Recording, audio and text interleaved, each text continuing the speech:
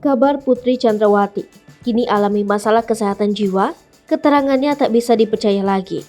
Sudah lebih dari sebulan, istri Ferdy Sambo Putri Chandrawati masih menangis dan mengurung diri.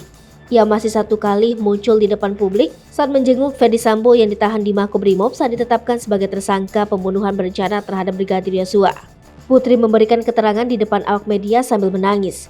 Ia mengatakan tetap mencintai suaminya. Putri Chandrawati belum ditetapkan tersangka, meski memberikan laporan palsu ke Polri. Ia mengaku mendapatkan pelecehan dari Brigadir Yosua pada 8 Juli 2022. Namun kenyataannya, semua itu bohong. Tim Sus bentukan Kapolri tidak menemukan tindakan pelecehan di hari itu. Usai tampil di depan Makobrimob, Putri tak kunjung muncul lagi. Namun sebelumnya, tidak ada satupun lembaga dan polisi yang bisa memeriksa Putri karena mengaku masih syok. LPSK dan Komnas HAM mengatakan tidak mendapatkan keterangan dari ibu 4 anak ini karena Putri hanya menangis dan mengatakan malu untuk mengungkapkan motif dari pembunuhan Brigadir Yosua hingga menyeret 63 personil polisi diperiksa. Selain itu, 2 ajudannya Bribka RR dan Baradae dan 1 ART-nya KM ikut ditetapkan sebagai tersangka. Kabar terbaru dari Putri Chandrawati kembali diungkap oleh Lembaga Perlindungan Saksi dan Korban.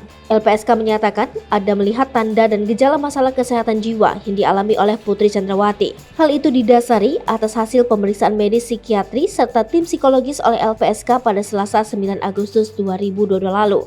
Atas pemeriksaan tersebut, tim psikolog dari LPSK menyimpulkan kalau Putri Chandrawati tidak memiliki kompetensi psikologis yang cukup memadai untuk menjalani pemeriksaan dan memberikan keterangan. Oleh karenanya, saat tim psikolog LPSK melakukan pemeriksaan asesmen psikologis, kata Susi, pihaknya tidak dapat menerima keterangan apapun dari Putri Chandrawati. Hal ini juga menjadi salah satu aspek permohonan perlindungan yang dilayangkan Putri Chandrawati tidak dikabulkan oleh LPSK. Sebab hingga hari ini, sejak permohonan itu diajukan yakni pada 14 Juli 2022 kemarin, LPSK tidak bisa menerima keterangan apapun dari Putri Chandrawati.